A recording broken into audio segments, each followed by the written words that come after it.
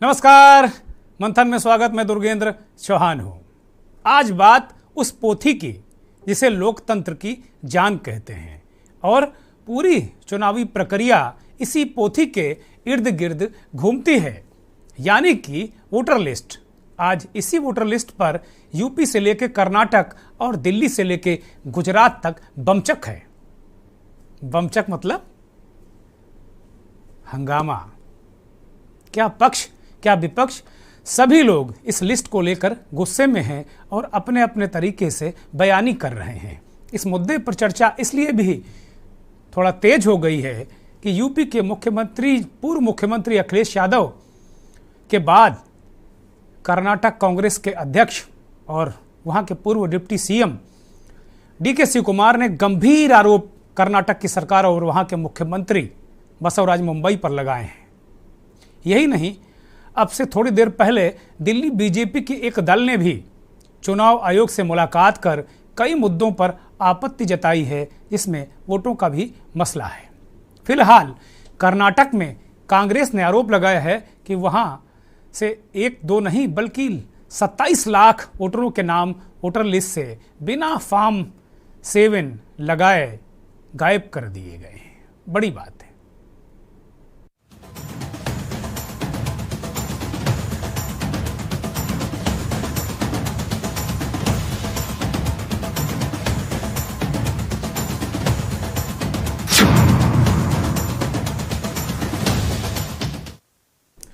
कर्नाटक प्रदेश कांग्रेस के अध्यक्ष डीके शिव कुमार ने कहा कि किसी भी तरीके से जोड़ने और हटाने के लिए कोई भी मतदाता सूची में अगर किसी का नाम विलोपित करना है या जोड़ना है तो फॉर्म 7 अनिवार्य है।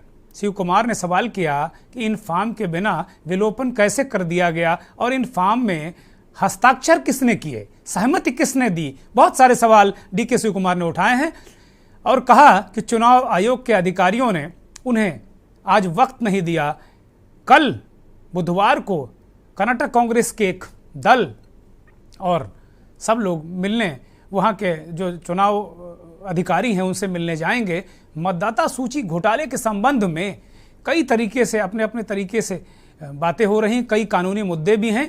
किसी के लिए मतदाताओं का विवरण प्राप्त करने के लिए का कोई प्रावधान है कि नहीं है।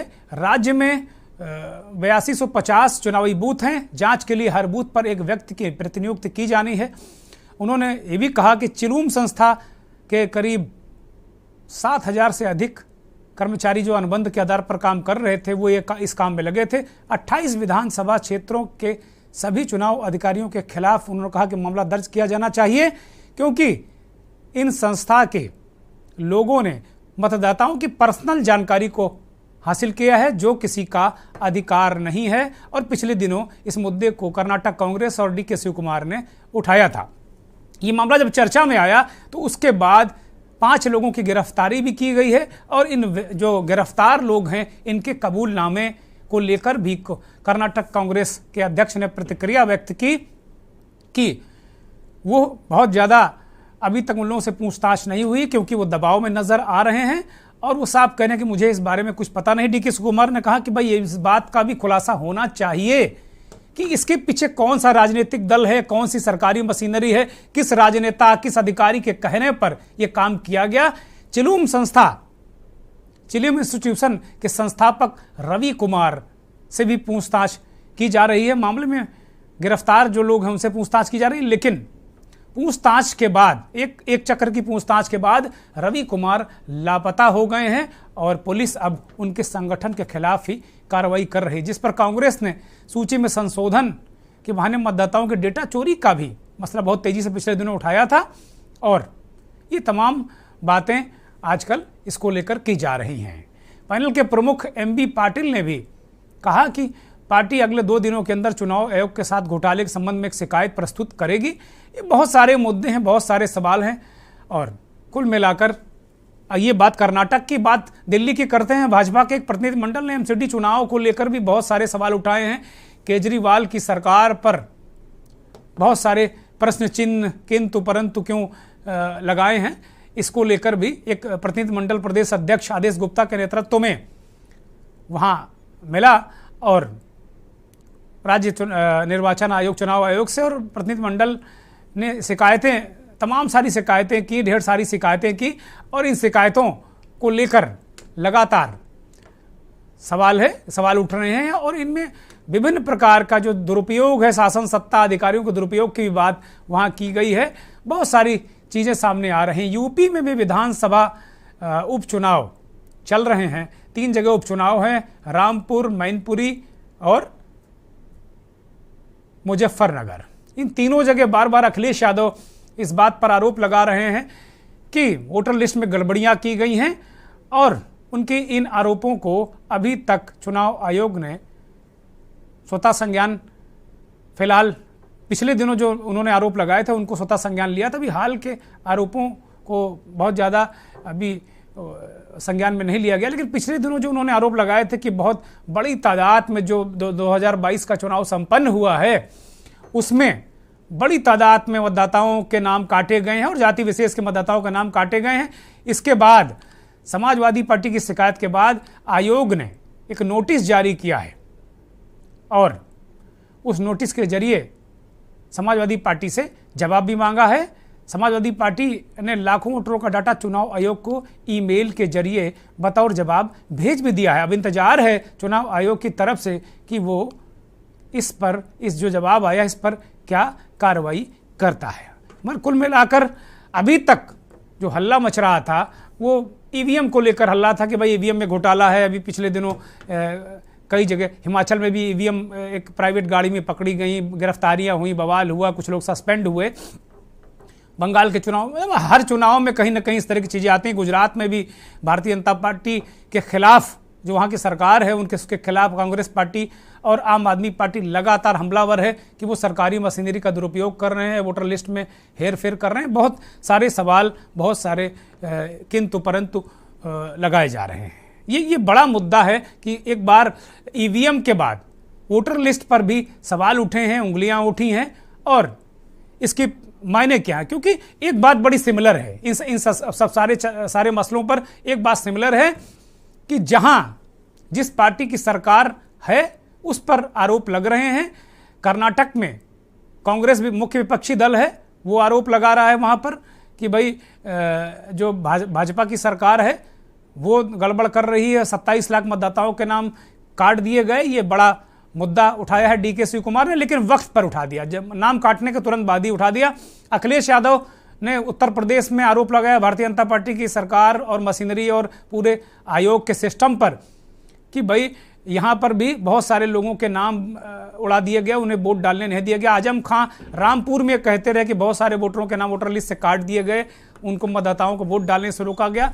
पिछले जो लोकसभा का उपचुनाव था उसको लेकर भी हल्ला गुल्ला मचता रहा, और आजम खां साहब लगातार इस पर आरोप लगाते रहे कि, और जब भी अगर बात आती है चुनाव की, रामपुर का जो उपचुनाव हुआ उसकी बात जब भी कोई करता है तो आजम खां साहब या समाजवादी पार्टी के लोग, अखिलेश यादव खुद इस बात को कहते हैं कि भाई कैसा चुनाव हुआ, सबको पता है कि वहाँ पर लोगों के नाम गायब किए गए और मतदाताओं को मजबूर किया गया कि वोट ना डालें। लेकिन जो आज डिस्कशन का मुद्दा है, जो मंथन का मुद्दा है, वो ये है कि वोटर लिस्ट में भी जो घपले हंगामे जो घपले हुए हैं उसको लेकर बात हो रही है। लेकिन मैं सोच रहा था, मेरे मन में इस बात बार बार आ रही थी कि जहाँ जिसकी सरकार है उसके खिलाफ, अगर दिल्ली में केजरीवाल की सरकार है तो बीजेपी वहाँ हमलावर है, गुजरात में भाजपा की सरकार है तो कांग्रेस और वो इस तरह का आरोप लगा रहे हैं, कर्नाटक में भाजपा की सरकार है तो कांग्रेस के अध्यक्ष प्रदेश के डीके शिव कुमार आरोप लगा रहे हैं।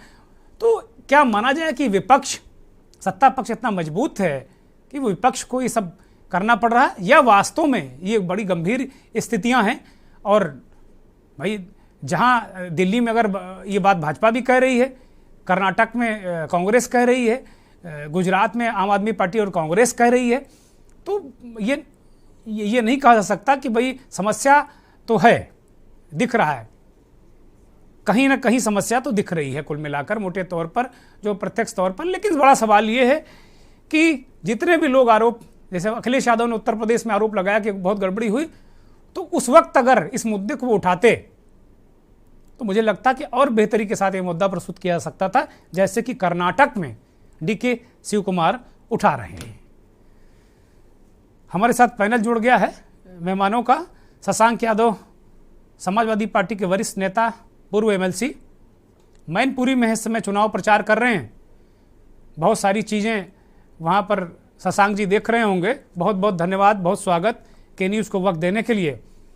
चंद्रेश कुमार जी कांग्रेस के प्रवक्ता हैं, दिल्ली से हमारे साथ जुड़े हैं। चंद्रेश जी बहुत स्वागत, बहुत अभिनंदन, बहुत आभार। पीके धवन साहब पॉलिटिकल एनालिस्ट लखनऊ से हमारे साथ जुड़े। धवन साहब बहुत स्वागत, बहुत आभार, बहुत धन्यवाद आपका।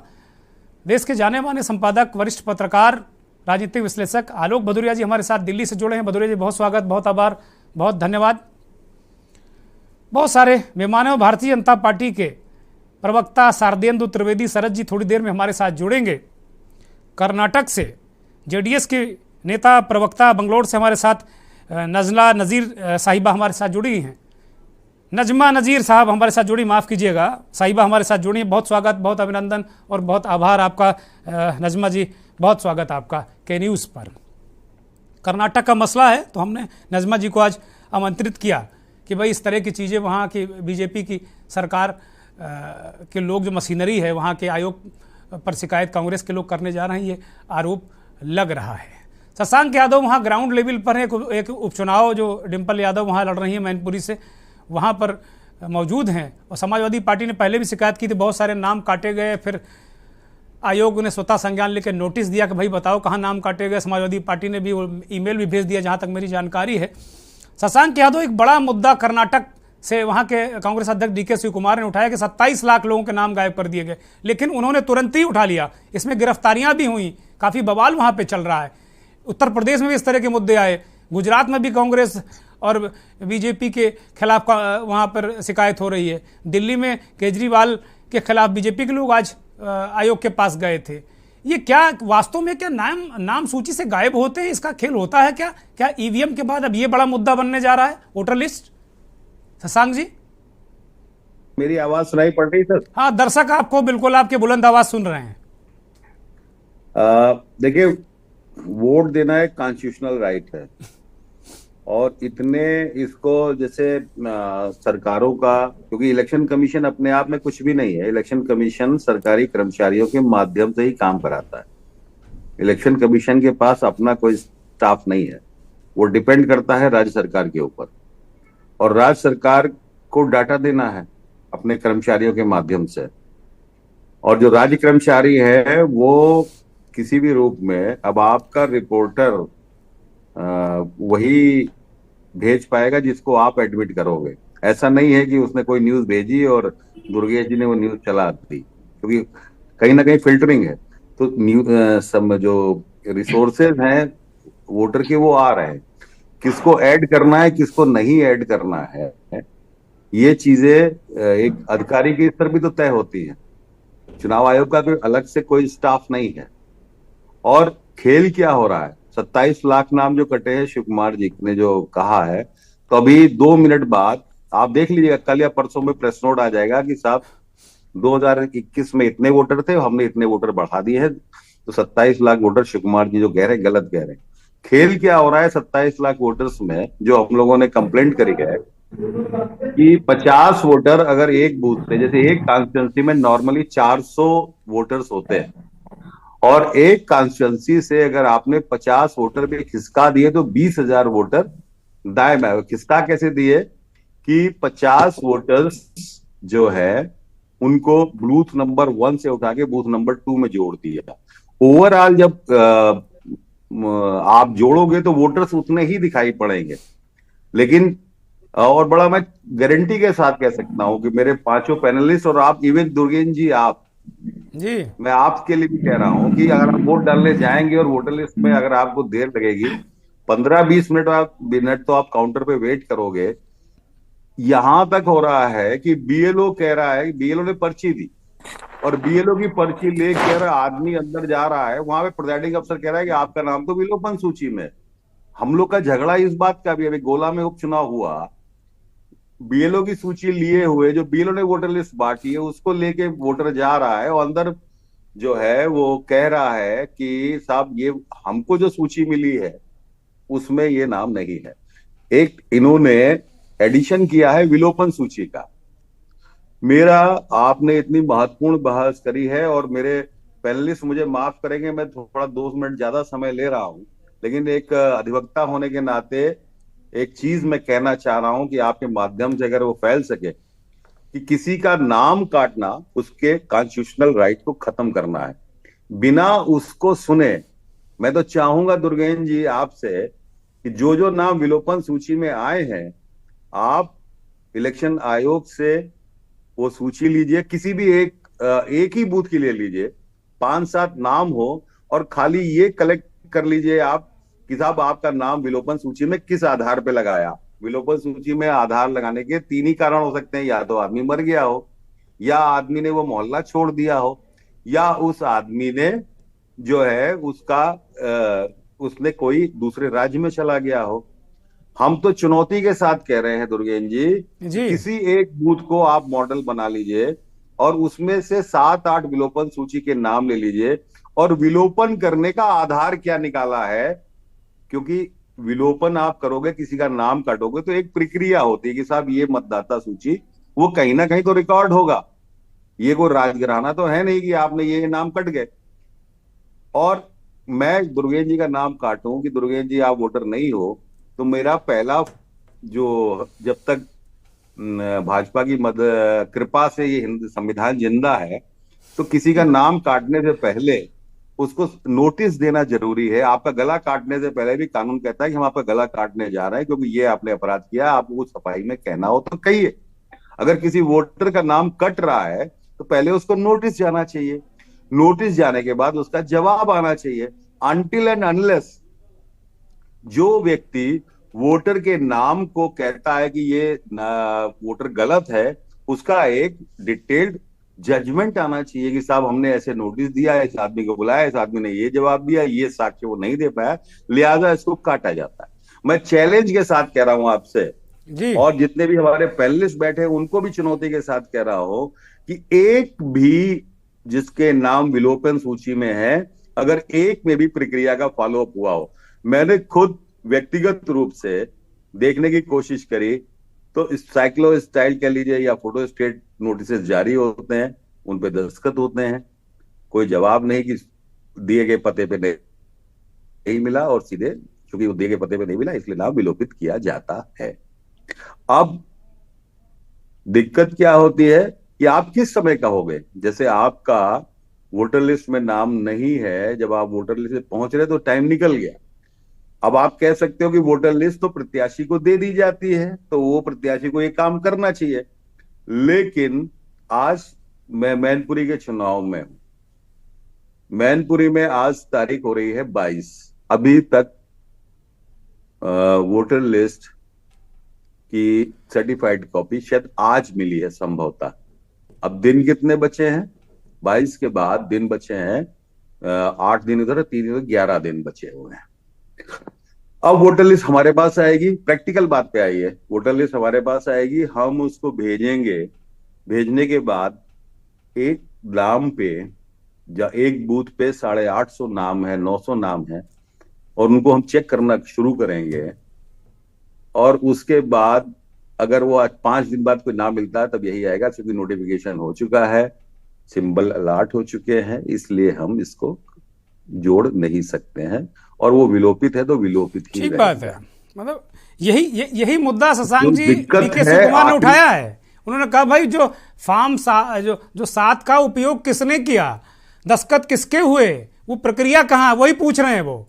इसी बात को लेकर तो उन्होंने शिकायत की और कल वो जा रहे हैं पूरा प्रतिनिधिमंडल वहां मिलने के लिए। और आपने यहाँ मैनपुरी की दशा बता दी, गोला की बता दी, पूर्व में अखिलेश यादव ने बात कही भी थी।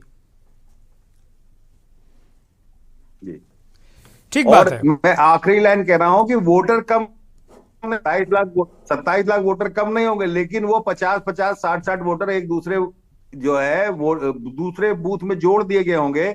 और मैं पूरी जिम्मेदारी के साथ एक बात कहने जा रहा हूं कि बीजेपी, चूंकि अब यहाँ पैनलिस्ट हमारे मौजूद नहीं है, उनके सामने मुझे दोहराना पड़ेगा अपनी ही बात को, कि बाकायदा मेरा आरोप है कि लोग चयनित किए जाते हैं कौन से विरोधी पक्ष के लोग हैं, और उसको बाकायदा प्रशासन को जानकारी दी जाती है कि इनको निकालिए यहां से। मेरा यही निवेदन है कि आप लगातार इस चीज को चलाइए कि वोटर लिस्ट के न्यूज इस बात को एक अभियान में ले ले कि वोट देना आपका एक संवैधानिक अधिकार भी है और संवैधानिक कर्तव्य भी है।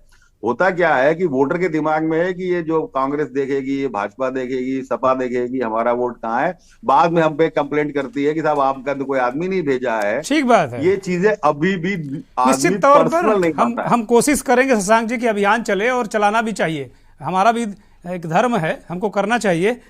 नजमा जी बंगलौर से जुड़ी हैं, उनको चर्चा में शामिल करते हैं, फिर अपने जो अन्य विशेषज्ञ हैं उनके पास जाएंगे। नजमा जी, ये मसला कांग्रेस ने उठाया है, जेडीएस इससे सहमत है, असहमत है, क्या मानती है कि बीजेपी इस तरह की हरकतें वहां कर रही है? नजमा जी अनम्यूट करिए अपने आप को। सॉरी, माफ कीजिए, मैं 2 मिनट एक्स्ट्रा ले लूंगी, अभी पूछ रही हूँ क्योंकि मैं यहाँ की ग्राउंड रिपोर्ट जो है वो बताना है आपको कि कांग्रेस के साथ हम भी सहमत हैं, क्योंकि हमको पता है what's going on through the BJP, what's BJP is doing. अब सर ने बता रहे थे बीएलओ का प्रोमिनेंस, बीएलओ क्या होते हैं, बीएलओ कौन होते हैं, जो भी सरकारी कर्मचारी है वही बीएलओ होना है। कर्नाटक में एक बीबीएमपी में चिलुमे नाम के एक एनजीओ को टेंडर दिया गया स्वीप करने के लिए, मतलब मतदार जागरूकता अभियान करने के लिए एक लेटर दिया गया। बट वो लोग क्या किए, बीबीएमपी ने खुद, सरकार ने खुद, जो पीयूसी पास हुए हैं, अभी 10th नहीं किए हैं, 12th नहीं किए हैं, वो लोगों को बीएलओ का आईडी कार्ड ऑफिशियली बीबीएमपी और गवर्नमेंट के नाम में दिया गया। और वो सारे लोग जाके क्या काम करना था, मतदान जागृति अभियान चलाने के बावजूद उसने ये काम किया है कि आपका नाम क्या है, आपकी एज क्या है, आपका धर्म क्या है, इतना ना होने के बावजूद उनका प्रॉपर कौन सा है। और इसके साथ साथ वो ये भी जानकारी लिए हैं कि वो पिछले लोकसभा में या विधानसभा इलेक्शन में किसको वोट दिए हैं। ये सारी जानकारियां लेने की हक नहीं बनती है। It's the violation of article number 21 and people representation act, जो भी जनप्रतिनिधि प्रतिनिधित्व कायदा है, इसका वहां पे वायलेशन हो चुका है। मतलब है कि BJP completely trying to discourage the voting system और वोटर्स। अब फॉर एग्जांपल मैं नजमा हूं, मैं पिछले बार जेडीएस को वोट दी हूं और मैं स्पेशली मुस्लिम हूं, तो वो क्या कर रहे हैं, जो बीएलओ नाम के वहां पे जा रहे हैं, वो लोग सारे वोट कट कर रहे हैं, मेरा वोटर लिस्ट से नाम काट दिया जाएगा। अगर ये खुद में 50 लोगों को 100 लोगों को काट दिया तो इफ यू जस्ट इमेजिन, अभी 2023 जून में हमारा इलेक्शन है कर्नाटक में, अगर ये कॉन्स्टिट्यूएंसी में ये मोहल्ला में 50 वोट काट दिया गया तो completely that will be more margin of 20 to 30,000 vote differences will be caused. 20-30,000 vote differences होगा और that will be most easier to BJP to win. यहाँ पे जो है कर्नाटक में, especially in BBMP, there is a fight between BJP, JDS and Congress. That margin is very less. That might be around 5 to 10,000. तो इसलिए क्या होगा, this differences, ये डिफरेंसेस को कम करना, और बीबीएमपी इलेक्शन हो या विधानसभा इलेक्शन हो, बिन बीबीएमपी का अब जो इलेक्शन हो रहा है वो विधानसभा इलेक्शन को एक मुनसूचक है। तो बीबीएमपी इलेक्शन में जो अब यहाँ पे एंटी बीजेपी इंक्यूबेसी चल रही है, एंटी इंक्यूबेसी जो चल रही है बीजेपी के खिलाफ, सत्ता के खिलाफ, उसको कवर अप करने के लिए इस सब चीजों को बीबीएमपी कर रही है। एंड वन मोर थिंग, अभी एक चीज हम ध्यान देना है कि अगर बीबीएमपी को जाके मेरी स्कूल में कुछ तकलीफ है तो मैं अगर लेटर दी तो महीने महीने हमको घुमा देंगे। ये चिलू में जब एनजीओ मॉर्निंग लेटर देती है परमिशन, ठीक है नजमा जी, इवनिंग तक परमिशन ग्रांट हो जाएगा। तो इसमें कंप्लीटली दिख रहा है कि BJP is involved in this. ठीक बात है। नजमा जी ने बहुत दो तीन चीजें और बड़ी महत्वपूर्ण जो ग्राउंड जीरो पर हैं वो बेंगलुरु में हैं, और उन्होंने बहुत महत्वपूर्ण चीजें 2-3 बता दी हैं। चंद्रेश जी, आपके नेता जो कर्नाटक में हैं डीके शिव कुमार साहब, उन्होंने ये मुद्दा उठा दिया है, और जेडीएस के प्रवक्ता नजमा जहीर साहिबा ने इस बात को बहुत करीने से रखा, बहुत कायदे से बताया है कि किस तरीके से कि हाई स्कूल इंटर जो पढ़े हुए लोग हैं उनको बीएलओ का कार्ड थमा के एक अलग तरीके से चीटिंग की जा रही है। चंद्रेश जी। देखिए, नजमा जी ने और जो है शशांक जी ने जो बातें कही है, उस बात से मैं पूर्ण रूप से सहमति व्यक्त करता हूँ। भारतीय जनता पार्टी की जो नीति है, रणनीति है, वो सिर्फ चुनाव की राजनीति करते हैं और किसी भी तरीके से ये केंद्र प्रकार सत्ता में आना चाहते हैं। मैं कई बार आपके चैनल पर भी और दूसरे चैनलों पर भी कहता आया हूं कि आरएसएस इस देश में एक और लोकतांत्रिक संस्था है जो भारत की राजनीतिक और सामाजिक व्यवस्था पर कब्जा करना चाहती है। और मैंने कई बार सार्वजनिक मंच पर भी ये बात कहा, और ये प्रक्रिया उसी दिशा में आगे बढ़ रहा है कि धीरे धीरे संवैधानिक संस्थाओं को, लोकतंत्र को इतना कमजोर कर दो, इतना कमजोर कर दो, इतना कमजोर कर दो कि लोगों का विश्वास ही लोकतंत्र पर से उठ जाए। और फिर ये एक दिन आएंगे और रात को 12 बजे घोषणा करेंगे कि इस देश से लोकतंत्र को समाप्त किया जाता है। भारतीय जनता पार्टी आजीवन इस देश पर शासन करने का कार्य करेगी। मैं आज भी कह रहा हूं संपूर्ण देश के विपक्ष से कि सही वक्त है और सही समय है, एक हो जाओ और एक होकर भारतीय जनता पार्टी का मुखर विरोध करो, नहीं तो आने वाला समय बहुत भयावह होने वाला है। नजमा जी ने जो बातें कही, हम लोग तो गांव की राजनीति भी करते हैं, पंचायत में भी इस तरह की आए दिन घटनाएं देखने को मिलती है। सबसे पहली बात, एक प्राइवेट एजेंसी को इतनी बड़ी संवैधानिक जिम्मेदारी आपने कैसे दे दिया, यह अपने आप में एक बहुत बड़ा प्रश्न है। बीएलओ हमेशा प्राथमिक शिक्षक होता है या कोई सरकारी कर्मचारी होता है। आपने प्राइवेट व्यक्ति को संवैधानिक जिम्मेदारी किस आधार पर दिया, इसका जवाब तो सरकार को देना पड़ेगा। किसी को सरकार वहां गिर गई है, मुंबई साहब गिर गए हैं, वो गिरफ्तारियां भी हुई हैं पिछले दिनों। ये जो चिलूम नाम की संस्था है, जैसा नजमा जी ने बताया कि वो उसको लेकर भी बड़ा बवाल मचा था, डेटा चोरी का आरोप लगा है। मतलब कुल मिला के जो इलेक्शन भ्रष्टाचार जैसा मसला वहां दिख रहा है। एक ब्रेक का इशारा हो रहा है। चंद्रेश जी, मैं आऊंगा आपके पास, एक ब्रेक ले लेता हूं। एक ब्रेक का इशारा हो रहा है, ब्रेक के बाद आप चर्चा करेंगे कि वास्तव में क्या ये एक तरीके का नया चुनावी भ्रष्टाचार है। आप देख रहे हैं के न्यूज, खबरों का सारथी। देखें कौन नया खिलाड़ी आया है, समझा देते हैं, प्यार से समझाएंगे।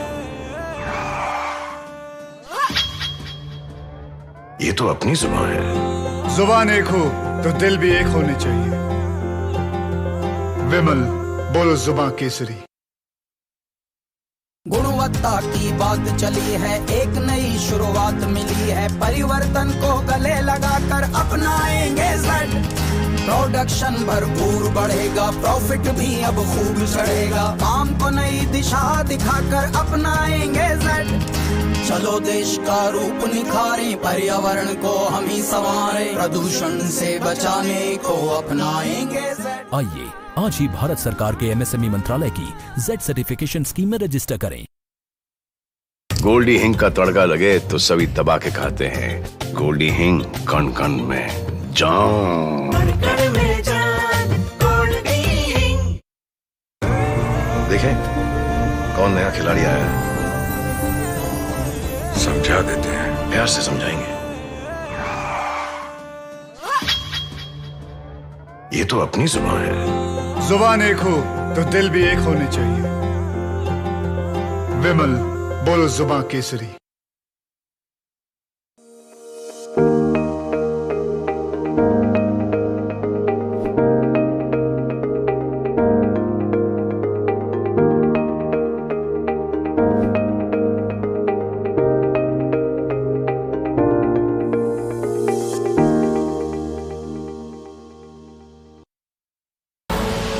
आप देख रहे हैं के न्यूज, खबरों का सारथी।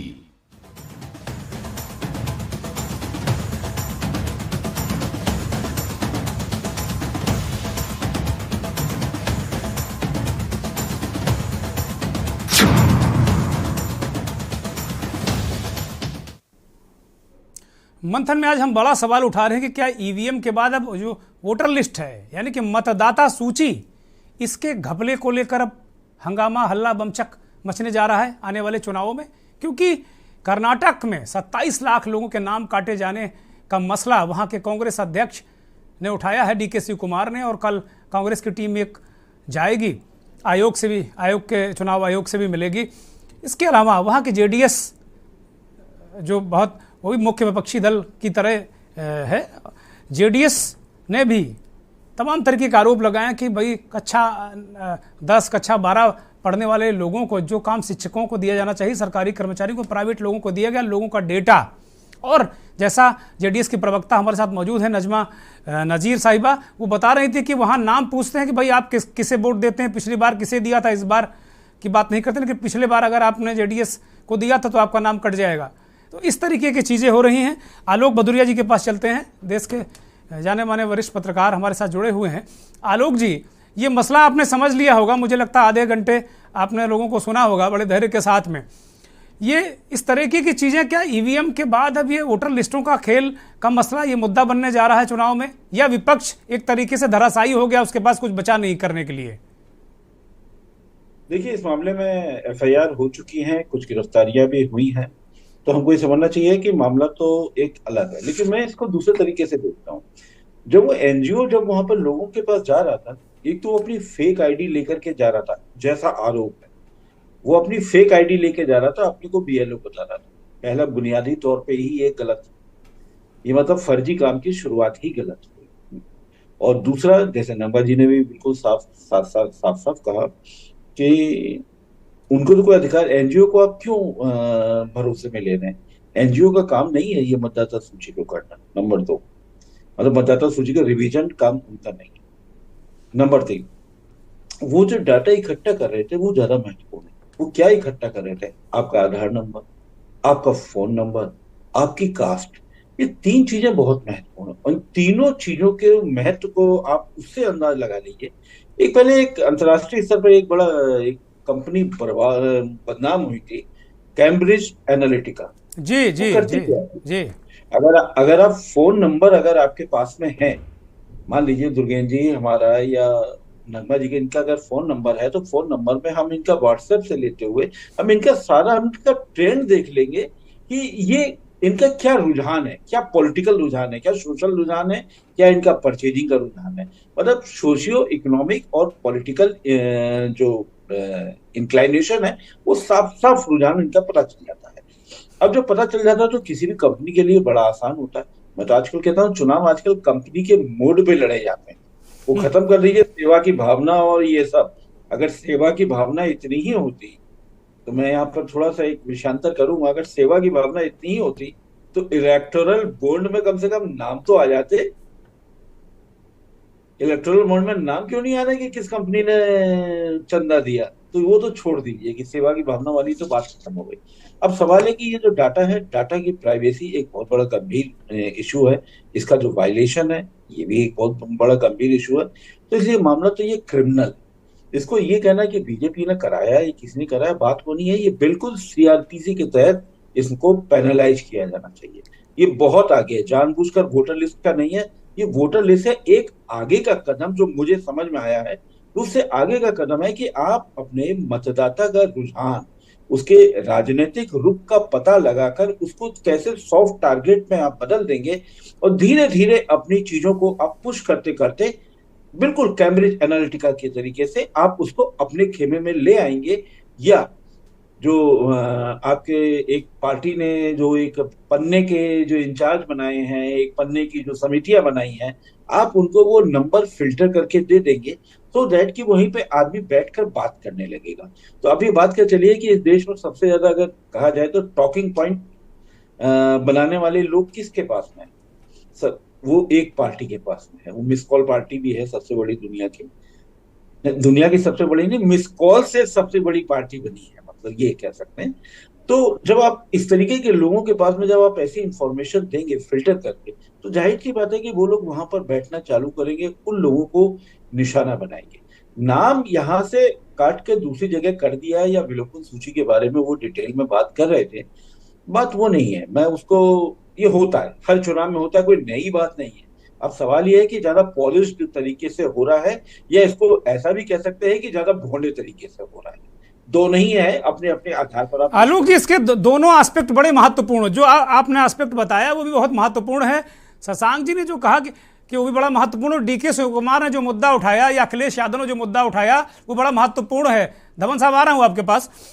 कुल मिलाकर ये मसला ही बड़ा महत्वपूर्ण कि भाई 27 लाख वोटर अगर गायब हो जा रहे हैं, उसमें गिरफ्तारियां हो जा रही हैं, आगे कार्रवाइयां हो जा रही हैं, कंपनी का जो मुखिया है उससे पुलिस पूछताछ करके छोड़ देती है, फरार हो जाता है, तो गंभीर मसला है। उत्तर प्रदेश में भी शशांक यादव बता रहे हैं कि भाई इस तरह के तमाम मसले आते हैं। इस बीच भारतीय जनता पार्टी के वरिष्ठ नेता प्रवक्ता शारदेंदु त्रिवेदी शरद जी हमारे साथ जुड़े हैं। शरद जी स्वागत, बहुत धन्यवाद के न्यूज़ को वक्त देने के लिए। अगले वक्ता पीके धवन साहब पॉलिटिकल एनालिस्ट हैं। धवन साहब, इस तरह की चीज़ें चुनाव में अब बहुत ज़्यादा नज़र आने लगे हैं कि पहले इस तरह के मूल्य गायब हो जाते थे, ये चीज़ें हो जाती थी, लेकिन अब ऐसा लग रहा है, ऐसे आरोप लगने लगे हैं कि जानबूझकर जाति देखकर, समर्थक देखकर वोट से ही गायब कर देते हैं। आप क्या करोगे? चिल्लाते रहो, प्रचार करते रहो, ताकत दिखाते रहो, लगेगा अमुक पार्टी जीत जाएगी, लेकिन अगर वोटर ही नहीं है, आपका गायब हो गया, खिसक गया या उसको घुमा दिया गया, तो क्या करेंगे आप धवन साहब?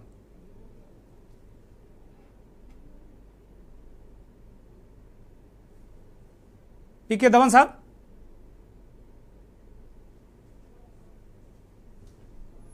मुझे लगता है कि मेहमानों का संपर्क कुछ व्यवधान है। हेलो, आ रही है आवाज मेरी? हाँ धवन साहब बोलिए, आप अगर मेरा सवाल सुन पाए हो तो बोलिए। बिल्कुल। देखिए, ऐसा है, मैंने आपके सारे पैनलिस्ट को सुना, अपने सहयोगियों को सुना।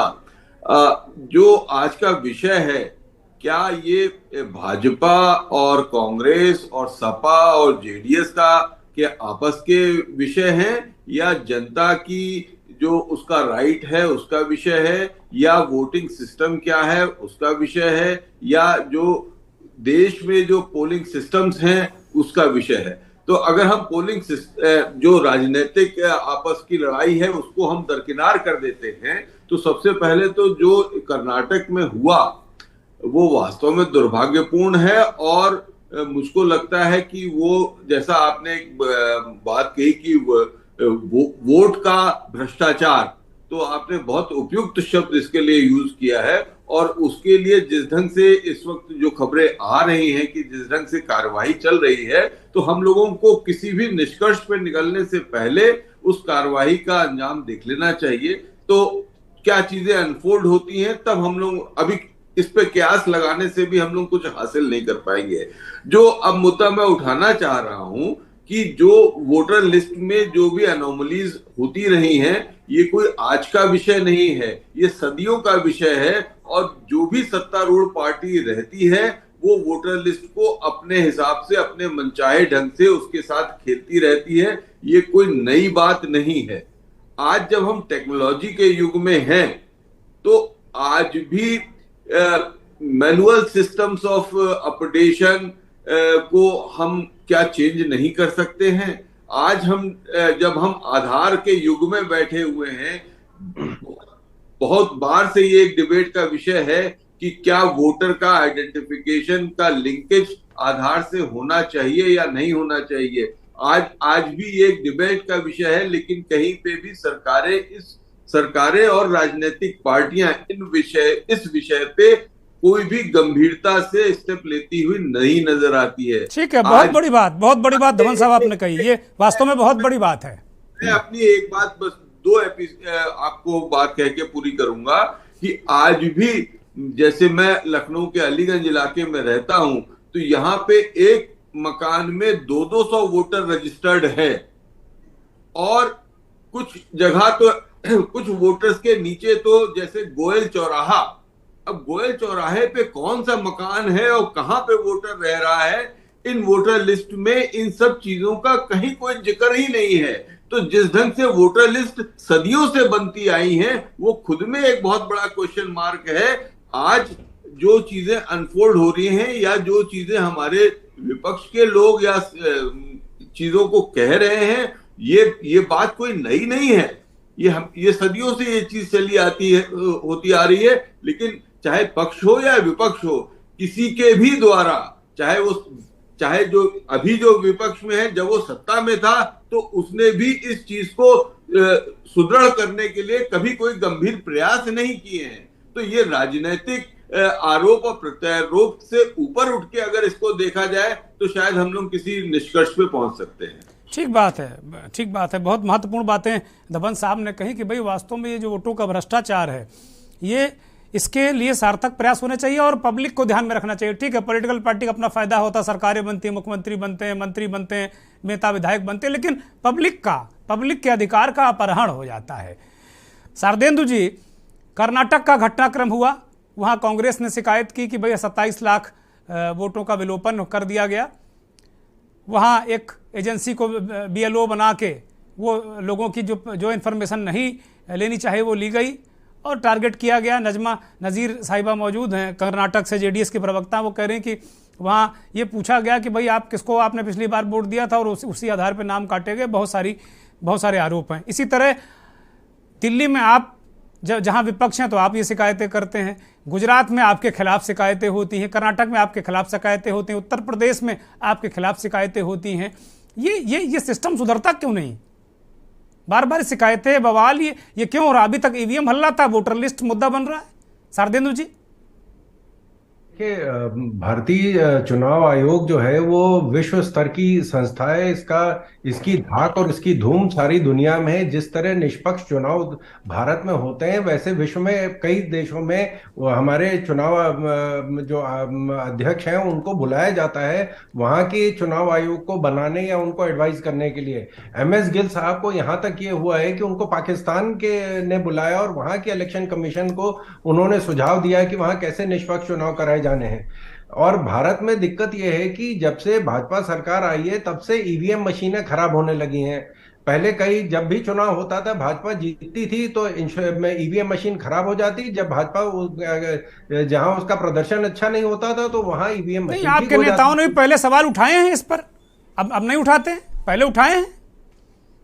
जो मुद्दा है वो आप देखें कि उत्तर प्रदेश में अभी पिछले चुनाव में माननीय अखिलेश जी ने ये आरोप लगाया कि भारतीय जनता पार्टी ने 20-20 हजार वोटर एक जाति और एक वर्ग के जो हैं एक जिले से हटा दिए। जब अभी चुनाव आयोग ने 15 दिन पहले उनको कहा कि आप आके अपना पक्ष पेश करिए कि कहाँ हटाए हैं, किन किन लोगों को हटाया गया, तो वो वहां जाने को तैयार नहीं थे। दिल्ली में आप देखें आम आदमी पार्टी ने यही आरोप लगाया कि साहब EVM मशीनें हैक करी जाती हैं। जब चुनाव आयोग ने उनसे कहा कि आप आइए, हम आपको खुला मंच दे रहे हैं, आप हमारी मशीनों को हैक करके दिखाइए, तो वो वहां जाने को तैयार नहीं थे। तो अगर इस तरह की कोई बात है तो चुनाव आयोग इसका जवाब देने के लिए सक्षम है। अगर उसके खिलाफ भी आप जाना चाहते हैं तो हाई कोर्ट है। शारदेंदु जी, कर्नाटक के मसले पर क्या कहेंगे, जहां गिरफ्तारियां भी हुई हैं? चुनाव आयोग इसका जवाब देगा, वो सक्षम है इसका जवाब देने को। और देखिए, जहां आपकी सरकार कटघरे में है, मुख्यमंत्री कटघरे में है, वो कहा गया कि मुख्यमंत्री के इशारे पर ये सब हो रहा, वहां पे जो सर्वे हो रहा है, प्राइवेट संस्था को काम दिया गया, करती तो राज्य सरकारें हैं ना, आयोग के पास तो कोई अपना स्टाफ होता नहीं है। इस तरह की कुछ त्रुटियां हो सकता हो। अब ये तो इस पे इन्वेस्टिगेशन होगा, शिनाख्त होगी, जांच चलेगी, क्या चुनाव आयोग कहता है, किस तरह के तथ्य उनके सामने रखे जाते हैं, उसके ऊपर फैसला किया जाएगा। तो इसमें हमें या किसी और पार्टी को कोई टिप्पणी करने की जरूरत नहीं। अगर किसी को इससे कोई गुरेज है तो आप चुनाव आयोग में कहिए। और जब क्रिमिनल केस हो गया, मुकदमा हो गया, गिरफ्तारी हो गई, अब तो बहुत सारी चीजें आम हो गई हैं। नजमा नजीर साहिबा उंगली उठा रही हैं, बोलिए नजमा जी, क्या कहना चाह रही? शारदेंदु जी कह रहे हैं कि भाई आयोग का मसला है, हम और आप पार्टियां क्यों चक्कर में पड़ी हुई हैं। नजमा जी, आ रहा हूं चंद्रेश जी आपके पास, नजमा जी को लेते हैं जी। शरद त्रिवेदी जी ने बता रहे थे कि चुनाव आयोग इम्पैक्ट जो हुआ है वो इंफॉर्मेशन देगी, बट यहाँ पे देखना जरूरी है कि चिलुमे ऑर्गेनाइजेशन किसकी है। चिलुमे ऑर्गेनाइजेशन के जो भी डायरेक्टर हैं वो किन से मिल जुड़े हैं। हम तो खुद JDS से खुला बोल दिया है कि this is all handled by Chilume organisation, is handled by Ashwath Narayan, who is a sitting minister of Karnataka BJP government. We have openly, हमारे जो नायक है ex CM HD Kumaraswamy ji तो खुला बता दिया है कि वो जो चिलुमे ऑर्गेनाइजेशन है वो किसकी है, और उसमें जो रवि कृष्णा है, वो रवि कुमार कृष्णप्पा जो है वो किसके एसोसिएट हैं। तो ये चिलुमे पहले क्या नाम से वर्क हो रही थी, ये सब जांच होना जरूरी है। ये अगर तुम एक जनता की प्राइवेसी को नहीं बचा सकते हो, जनता की जो कॉन्स्टिट्यूशनल राइट्स है उसको सेफगार्ड नहीं कर सकते हो, तो आपकी गवर्नमेंट का क्या मतलब है, आपकी सत्ता बहुत का बड़ा क्या सवाल, मतलब है? नजमा किस तरह नजीर ने सत्ता बहुत चला बड़ा है? सवाल उठाया कि भाई आप प्राइवेसी नहीं बचा सकते हो किसी की, तो आप क्या करोगे? पवन देखिए, धवन जी ने बहुत अच्छा बताया। यहाँ पे हम पार्टीज के अलावा, पार्टीज के सोच के अलावा हम जनता की सोच भी रखना बहुत जरूरी है। जनता की हक होती है, जनता की हक बनती है। चुनाव माय आयोग प्राइवेसी इज माय राइट। चुनाव आयोग इंडिपेंडेंट ऑटोनॉमस बॉडी है, उसके ऊपर किसी का अधिकार नहीं है। चुनाव आयोग के अध्यक्ष का समय भी निश्चित होता है, उसके बाद वो कोई और पद नहीं ले सकते। अरे मसला चुनाव आयोग का ही नहीं है, वह चुनाव आयोग तो आप शिकायत करने वो जा रहे हैं कि भाई आपने नाम विलोपित कर दिए। उससे पहले का स्टेप है जो राज्य सरकार ने जो संस्था से मिलकर वहां के पॉलिटिकल लोग उसमें शामिल हैं और ये सब कर रहे हैं। चंद्रेश जी, परमिशन दिया गया है। जो जब तुम कुछ एनजीओ को परमिशन देते हो गवर्नमेंट से, तो उसका हिस्ट्री देखना जरूरी होता है। तुम हिस्ट्री नहीं देखे हो। यही सेम पर्सन जो चिलुमे का रवि कृष्णा था, डिजिटल समीक्षा बोल के एक he runs election management company, वो कंपनी जो चलाता है उसके खिलाफ ऑलरेडी केसेस हो चुके हैं। उसको कैसा दिया? ठीक है नजमा जी, ठीक है, चंद्रेश जी को ले लेते हैं। आपकी बात लगभग आ गई। अभी शरद जी से चंद्रेश जी भी बोल रहे हैं, उसके बाद शरद जी से जवाब लेंगे। चंद्रेश जी अनम्यूट करिए। क्या चंद्रेश जी, चुनाव आयोग ने उस प्राइवेट संस्था को वहां का वोटर लिस्ट बनाने के लिए अपॉइंट किया था या उसको ठेकेदारी दी थी? क्या चुनाव आयोग ने दिया था कि चुनाव आयोग से हम सवाल पूछें? पहली बात तो ये। दूसरी बात देखिए, चुनाव आयोग की निष्ठा को लेकर सवाल उठ रहे हैं, ये महत्वपूर्ण विषय है। संवैधानिक संस्थाएं अपनी गरिमा बचाएं, ये उनकी जिम्मेदारी है। सवाल उठ रहा है तो जवाब सवाल होगा। लेकिन कर्नाटका में जो घटना घटी है, उत्तर प्रदेश में जो घटना घटे हैं, उसके तो हम गवाह हैं। वहां पर अभी नजमा जी जो बातें बताई कि किस तरीके से एनजीओ के माध्यम से आपने लोगों की प्राइवेसी जानी, उनका मत आपने जाना, उनका आपने रुझान जाना, और फिर सब कुछ जानने के बाद वोटर लिस्ट से उनका नाम काट दिया। अभी हमारे पूर्व वक्ता आलोक जी ने बताया, हमारे समाजवादी पार्टी के वक्ता ने बताया कि यदि एक बूथ से आप 50-50 लोगों के नाम काट रहे हैं, एक विधानसभा में 10,000 20,000 लोगों के नाम काट दिया, 60 से 70% तो कॉन्स्टिट्यूएंसी ऐसी होती है जहां 10,000 15,000 के अंदर चुनाव के हार जीत होते हैं। तो आप जो ये गड़बड़ी देश के अंदर फैला रहे हैं, उसके लिए आपकी रिस्पॉन्सिबिलिटी है। आपको जनता को संविधान ने वोट देने का अधिकार दिया है। किसी का नाम वोटर लिस्ट में दर्ज होता है या हटता है, उसकी एक प्रोसेस है, उसकी एक प्रक्रिया है। उस प्रक्रिया का अनुपालन हुआ या नहीं हुआ, और अभी तक बीएलओ जो है वो सरकारी कर्मचारी बनाए जाते रहे। तो देश में एक उदाहरण आप दे दीजिए भारतीय जनता पार्टी के प्रवक्ता, जहां एनजीओ ने बीएलओ का काम किया है। आप किसी भी दूसरे पार्टी की सरकार का ऐसा उदाहरण दे दीजिए। आप रोज नए एक्सपेरिमेंट कर रहे हैं, आप डेमोक्रेसी को कमजोर करते जा रहे हैं। और निर्वाचन आयोग पर आरोप सिर्फ समाजवादी पार्टी, बसपा, सपा, कांग्रेस नहीं लगा रही है। निर्वाचन आयोग पर आरोप निर्वाचन आयोग के अधिकारी भी लगा चुके हैं। और हमारे जो पॉलिटिकल एनालिस्ट साहब जो अभी बात कर रहे थे, लखनऊ से जुड़े हुए हैं, धवन साहब, राजनीतिक दलों की जिम्मेदारी, पीके धवन जी, सिर्फ जिम्मेदारी राजनीतिक दलों की नहीं है, इस देश के हर बुद्धिजीवी व्यक्ति की जिम्मेदारी है कि देश में क्या हो रहा है और क्या होना चाहिए। यदि कहीं भी गलत हो रहा है तो आवाज उठाने की जिम्मेदारी ठीक बात है। मुझे लगता है धवन साहब ने चंद्रेश जी कहा भी यही कुछ, इसी का मिला जुला के उन्होंने कुछ कहा भी है कि भाई केवल पॉलिटिकल पार्टियों पर नहीं छोड़ना चाहिए, जनता का मसला है। शारदेंदु जी, एक रिएक्शन आपका 10 सेकंड का। आपने आर्टिकल 21 का वायलेशन किया, आपने वोटिंग राइट 326 का उल्लंघन किया, उसके बाद भी आप यहाँ पर तर्क दे रहे हैं। आपके ऊपर लीगल कार्रवाई होनी चाहिए, आपको जेल में जगह होनी चाहिए। और मुझे लगता है कि इस भ्रष्टाचार में कर्नाटका के भारतीय जनता पार्टी के नेता, दिल्ली के वरिष्ठ भारतीय जनता पार्टी के नेता, निर्वाचन आयोग के जो स्थानीय अधिकारी हैं वो इन्वॉल्व रहे हैं, और उनके ऊपर गंभीर कार्रवाई होनी चाहिए। ये मामला सुप्रीम कोर्ट। ठीक बात है चंद्रेश जी, बात आ गई आपकी। एक रिएक्शन 10 सेकंड का रिएक्शन शारदेंदु जी से। शारदेंदु जी, लगातार इंडिया के डेमोक्रेसी को, चंद्रेश जी आ गई, प्लीज शारदेंदु जी का रिएक्शन आ जाने दीजिए जी। इन प्रकार भाजपा के लोग भारत पर कब्जा करना चाहते हैं और इस बात को हम स्वीकार नहीं कर सकते हैं। शारदेंदु जी, अभी 15 दिन पहले जो कांग्रेस का आंतरिक चुनाव हुआ था राष्ट्रीय अध्यक्ष के लिए, उसमें शशि थरूर जी ने आरोप लगाया कि उसमें धांधली करी गई है। अरे कांग्रेस तो की ये तुलना यहाँ तो चुनाव आयोग इनके से कहां अपने कर रहे हैं चुनाव महाराज? का ये आलम मत है करिए कि भाई। हर एक पे अभी अभी आरोप उत्तर प्रदेश में लगा कि कांग्रेस का 20 चुनाव तो हजार इसी वोट तो जो है कराता वो नहीं हमने है, कटवाए उनकी हैं। अपनी दुकान है, जिसको चाहे बना दें अपना डाल के। आपका अपना संगठन बना दीजिए, लेकिन हमारे आप जैसे लोगों का अधिकार मत छीनिए ना। कांग्रेस ही इसी की तुलना ठीक नहीं है शारदेंदु जी। आपसे सबूत मांगा जाता है तो आप आपके सबूत यहाँ तो सीधे उस संस्था को नॉमिनेशन क्यों होता है नहीं दे भैया, रहे हैं जो इलेक्शन जैसी संस्था कोई इस पे व्यवस्था आपके यहाँ है नहीं। चंद्रेश जी, चंद्रेश जी, आप चंद्रेश जी आप रोकिए, आप रोकिए। कहना हो आप कहिए। चंद्रेश जी रुकिए भाई, शारदेंदु जी को बोलने जो है, दीजिए। शारदेंदु जी का जो उनका वक्त आप मत लीजिए प्लीज। शारदेंदु जी बोलिए। उनको क्या शक्तियां हैं सब जानते हैं। चंद्रेश जी प्लीज बोलिए। शारदेंदु जी, जब इस संस्था को उस पे इंक्वायरी करनी, इन्वेस्टिगेशन करना है, वो सबूत मांगती है, तो क्यों नहीं सबूत दिए जाते? 20,000 वोट भारतीय जनता पार्टी ने उत्तर प्रदेश में वोटर लिस्ट में से हटवाए हैं। नहीं, सपा वाले कह रहे हैं उन्होंने मेल कर दिया है, लाखों वोटों का मेल कर दिया उन्होंने, पहुंच गया आयोग के पास। कार्रवाई कराइए आप। जब दिल्ली में कहा गया कि साहब हम भारतीय जनता पार्टी हैक करती है, ईवीएम मशीन हैक करती है, जब उन्होंने कहा कि आप हम बुला रहे हैं, आप हैक करके दिखाइए, तब आप हैक नहीं करने को तैयार हैं। शशांक जी मुझे लगता है वो कह रहे हैं गलत बोल रहे हैं भारतीय जनता पार्टी के प्रवक्ता।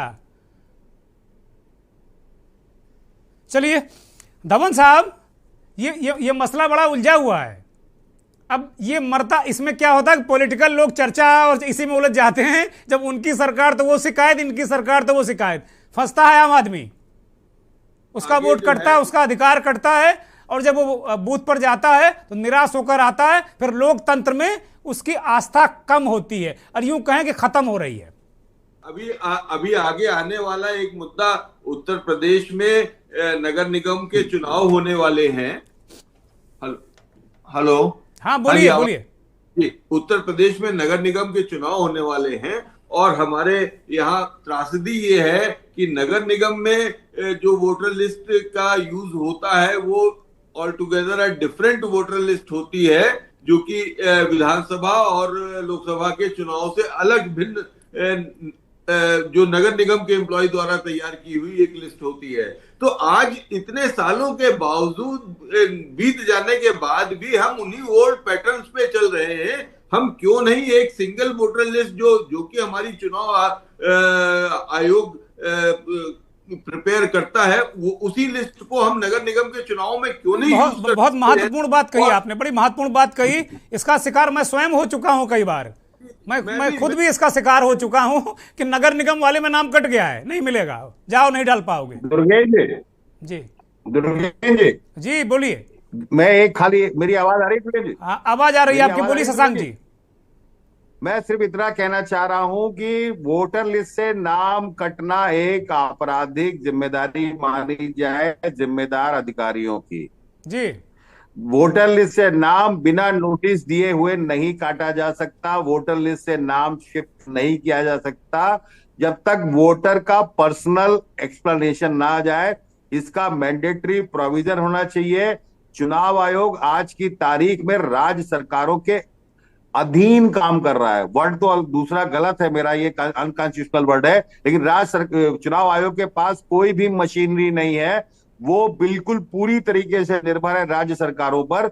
डाटा वह जाएगा चुनाव आयोग के पास जो राज्य सरकार चाहेगी। यहीं पर वो खेल है। पवन धवन साहब ने जो एक बात कही थी बड़ी महत्वपूर्ण थी कि जो सरकारें रही हैं वो खेल खेलती है। आज यहाँ पर जो एक बड़ी स्पष्ट सी बात है कि अगर नागरिक के संवैधानिक अधिकारों की रक्षा करनी है तो संविधान की अधिकार के बिना, वोटर की मर्जी के बिना, वोटर की लिखित सहमति के ना नाम हटाया जाए ना नाम काटा जाए। ये मेरा अनुरोध है। ठीक बात है शशांक जी। ना ही नाम जोड़ा जाए और ना ही नाम जोड़ा जाए। वो सारी बातें आ गई धवन साहब, सारी बातें आ गई। एक 10 सेकंड का रिएक्शन मंथन अब खत्म कर रहा हूं। 10 सेकंड का रिएक्शन शरद जी से। शरद जी कह रहे हैं शशांक यादव की राज्य सरकारों के, कह रहे हैं कि अनकॉन्स्टिट्यूशनल है, ये शब्द ठीक नहीं है, लेकिन ये कह रहे हैं कि राज्य सरकारों के प्रभाव में काम कर रहा है आयोग। जो डेटा उपलब्ध कराते हैं, जो जैसा चाहते हैं वो करा लेते हैं। सहमत हूं इस बात से, लेकिन दिक्कत ये है कि ये कहानी पंजाब में क्यों नहीं हुई, ये कहानी छत्तीसगढ़ में क्यों नहीं हुई? वहां तो सरकारें बदली हैं, वहां क्यों नहीं ये समस्या आती है? ये समस्या अगर ऐसी बात है तो, और इतनी सक्षम अगर भारतीय जनता पार्टी चुनाव आयोग को घुमाने में, तो तमिलनाडु में, केरला में हमारी सरकार बननी चाहिए थी, बंगाल में हमारी सरकार बननी चाहिए थी। लेकिन देखिए, कुछ त्रुटियां, मैं ये नहीं कह रहा हूं, मैं चुनाव आयोग का प्रवक्ता नहीं हूं, मैं शशांक जी के बिल्कुल साथ कंधे से कंधा मिला के खड़ा हूं। आप जो कह रहे हैं बहुत बढ़िया, बहुत बढ़िया, बहुत बढ़िया। लेकिन दिक्कत सिर्फ इस बात की है कि एक स्वतंत्र संगठन है जो इतने 100 करोड़ लोगों की आबादी को जो चुनाव में लाता है, वहां गलतियां होती हैं। वो ब्रह्मा के भाई नहीं है, ठीक बात है, ठीक बात है, ऊपर कोर्ट है, सुप्रीम कोर्ट है, वो उसका फैसला करेगा। शरद जी अब वक्त खत्म हो चुका है। आलोक जी, एक मिनट में अंतिम टिप्पणी। आलोक जी, 1 मिनट से भी कम समय में। देखिए, बात ये नहीं है कि राजनीतिक पार्टी आरोप लगा रही है, ये कहना ही गलत है। सवाल ये है कि किसी की आवाज नहीं सुनी जा रही है, ये महत्वपूर्ण। आरोप लगाना तो बहुत ही एक हल्का शब्द है कि एक आदमी एक आरोप लगा रहा है, एक गरीब आदमी आरोप लगा रहा है, एक जो निर्बल है वो आरोप लगा रहा है, वो बात ही नहीं। ये राजनीतिक पार्टी आरोप लगा रही है, ये भी कोई मुद्दा नहीं है। सवाल ये है कि किसी भी एक आदमी का नाम क्यों कट रहा है। इसके लिए चिंता जितनी सत्तारूढ़ पार्टी को होनी चाहिए, उतनी विपक्ष को भी होनी चाहिए। मुद्दा ये भी नहीं, मैं तो दूसरे तरीके से देखता हूँ इसको। अगर आप बिल्कुल एक अलग नजरिए से देखिए, अभी एक सज्जन ने कहा कि एक बूथ से 10, 20, 25 के नाम कट जाते हैं। ठीक है, वो आदमी जा रहा है वोटिंग डालने, क्या दूसरी पार्टियों के पास में इतनी भी क्षमता नहीं है कि उसको वो दूसरी जगह ले जा करके चेक करा लें? वोटर लिस्ट तो आ जाती है, क्या वोटर लिस्ट को वो चेक नहीं कर सकते कि उनको यहाँ ले जाना है, वहां तक पहुंचा दें? अगर वो खुद नहीं जा रहा है तो सवाल है कुल मिलाकर अवेयरनेस का मुद्दा है। और एक और चीज है, जवाबदेही जरूर तय होनी चाहिए कि जिसका नाम कट गया, अगर वहां पर जैसे विलोपन सूची है किसी में भी नाम आ गया, अगर बंदा वहां पे खड़ा हो रहा है, एफिडेविट दे रहा है, तो उस संबंधित बीएलओ या जो उसका इंचार्ज है उसके खिलाफ एक बाकायदा मुकदमा दर्ज किया जाना चाहिए कि आदमी जिंदा था तो आपका नाम कैसे हट गया। ये बेसिकली डेरिलिक्शन ऑफ ड्यूटीज है। तो इसको उसी तरीके से सीआरपीसी के तहत, फौजदारी के तहत ही इसके ऊपर कार्रवाई होगी, तभी अंकुश लग पाएगा, अन्यथा नहीं। और नजीर बनेगा। आलोक जी, जब कार्रवाई होगी तो दूसरे लोग हिम्मत नहीं कर पाएंगे। आप सभी मेहमानों का बहुत शुक्रिया। आलोक जी का शुक्रिया, शशांक जी, चंद्रेश जी, शारदेंदु जी, धवन साहब और जेडीएस की प्रवक्ता नजमा जी हमारे साथ जुड़ी थी, उनका भी बहुत बहुत धन्यवाद। और बहुत बहुत आभार और धन्यवाद उन करोड़ों दर्शकों का जो के न्यूज़ को देखते हैं, हमारे इस खास कार्यक्रम मंथन को देखते हैं। अब वक्त हो चला है चलते चलते में एक तस्वीर के साथ आपको छोड़ेंगे। लोकतंत्र की यह खूबी है कि इसमें जीतता वही है जो संघर्ष करता है। जाहिर सी बात है, राहुल गांधी ने संघर्ष किया तो उनके साथ लोग जुड़ गए, कारवां जुड़ गया। लोग शारीरिक विषमताओं के बावजूद भारत जोड़ो यात्रा में उनके साथ चल रहे हैं। हमने पहले भी आपको कई मौक़ों पर इस तरह के वीडियो दिखाए हैं। चलते चलते आज हम आपको हिमाचल प्रदेश के सूरज शर्मा का वीडियो दिखाने जा रहे हैं, जिन्होंने हालात से समझौता करना मुनासिब नहीं समझा, बल्कि देश के लिए चलना चुना। बहुत बहुत धन्यवाद। नमस्कार।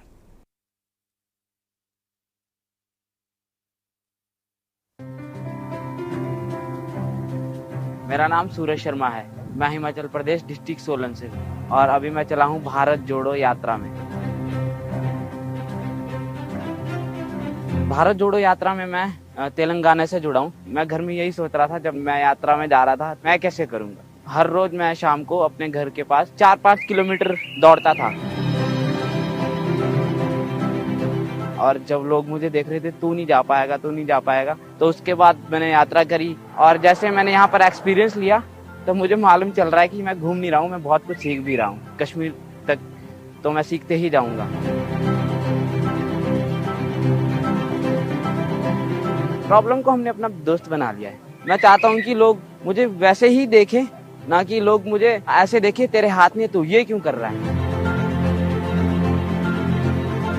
तो एक मेरे को हैंडीकैप का मैसेज आया, उसने बोला कि भाई मुझे जॉब नहीं मिल रही है। तो मैं चाहता हूँ कि इनके लिए जॉब सच में आसानी से मिल जाए और राहुल गांधी जी आने वाले टाइम में इनके लिए ऐसा करे।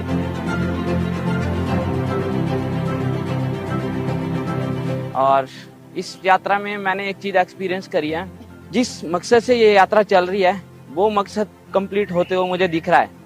जैसे राहुल गांधी जी ने बोला था कि भारत जोड़ो। भारत इस यात्रा के दौरान जुड़ते हुए मुझे दिख रहा है,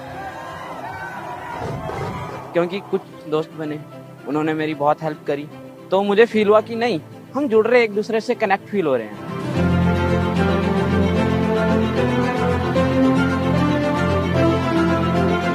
देश के लोगों के बारे में एक ही कहना है मेरा, हमारे देश के ज्यादातर लोग बहुत मासूम हैं। अगर जो हम इनके लिए कुछ करें तभी हमारा देश आगे बढ़ेगा। देश को सबसे पहले इंसानियत की जरूरत है।